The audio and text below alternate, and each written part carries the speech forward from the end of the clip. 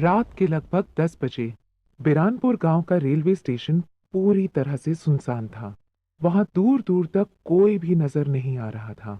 उसी वक्त प्लेटफॉर्म पर एक ट्रेन आकर रुकी, जिसमें से अपना सामान लिए एक नौजवान लड़का उदयवीर नीचे उतरा। प्लेटफॉर्म पर पहला कदम रखते ही इस अंधेरे में अगला कदम कहाँ रखना है उसे समझ ही नहीं आ रहा था। उसने मोबाइल की टॉर्च चालू की और खुद से बोला, चाचा जी तो मुझे रिसीव करने के लिए गाड़ी भेजने वाले थे, लेकिन यहाँ तो दूर दूर तक अंधेरे के सिवा कुछ नजर ही नहीं आ रहा। उन्हें कॉल करता हूँ।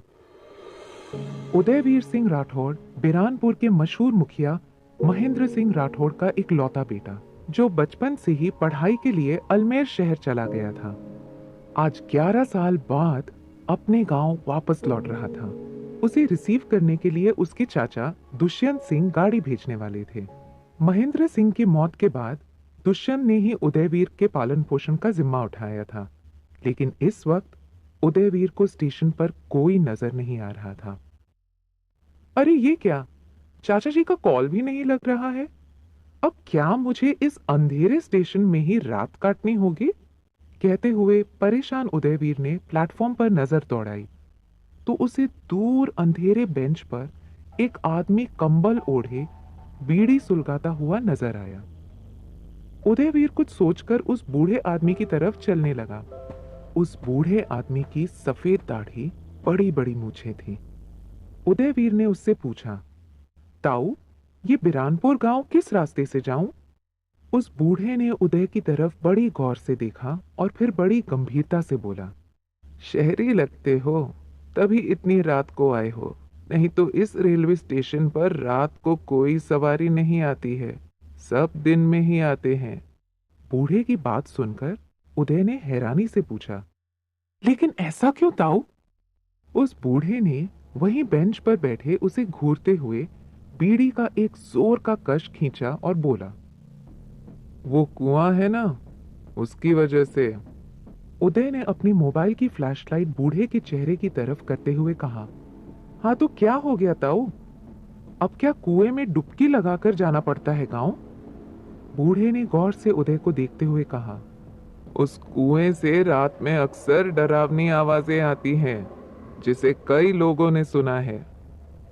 उदय चौंकते हुए तुरंत बोला, क्या आवाजें?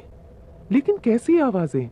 वो आवाज किसकी है, क्या कहती है और किसके लिए है, ये आज तक कोई नहीं जान पाया।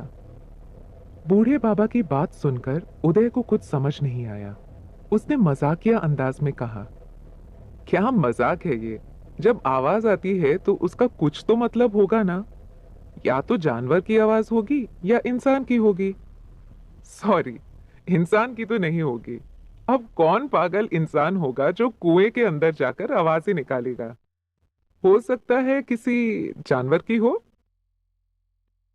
बूढ़े ने उदय की तरफ देखते हुए कहा, बेटा तुम मेरी बातों को मजाक में ले रहे हो, शहर के लोगों की यही बात मुझे पसंद नहीं आती है। उदय को लगा ताऊ कहीं बुरा ना मान जाए, इसीलिए उसने विनम्रता से कहा, माफ करना ताऊ, मैं पहली बार गांव जा रहा हूँ, रास्ता बता देंगे तो बड़ी मेहरबानी होगी। उस बूढ़े शख्स ने माचिस की तीली जलाकर उदयवीर के चेहरे पर रोशनी डालकर उस चेहरे को देखने की कोशिश की तो वो बुढ़ा हैरान रह गया। उसे अपनी आंखों पर यकीन ही नहीं हो रहा था। वो एक टक बस उदयवीर को देखता ही रह गया। फिर उसने एकदम से उदय के हाथ में मोबाइल की फ्लैशलाइट को उदय के ही चेहरे की तरफ घुमाते हुए आश्चर्य से कहा, असंभव, नामुमकिन, वही कदकाठी, वही आंखें, वही चेहरा और वही मुस्कान, बोलने का अंदाज भी बिल्कुल वैसा ही। विश्वास नहीं हो रहा तुम वापस आ गए।